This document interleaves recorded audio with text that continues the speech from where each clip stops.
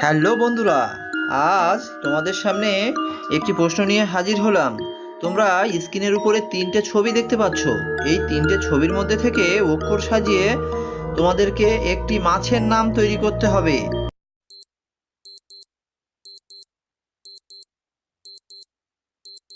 কি বন্ধুরা, উত্তরটি কারা কারা জানো কমেন্টসে লেখো। যারা জানো না তাদেরকে আমি বলে দিচ্ছি। কিন্তু বন্ধুরা, চ্যানেলটিতে নতুন হয়ে থাকো তাহলে একটা সাবস্ক্রাইব করো প্লিজ। পাশে থাকো, বেল আইকনটা টাচ করে নোটিফিকেশনটা অন করে দিও। এই প্রশ্নটির উত্তর হবে প্রথম ছবিটি বই, বইয়ের হর্ষই নিলাম। দ্বিতীয় ছবিটি কালি, কালির লয় হর্ষে নিলাম।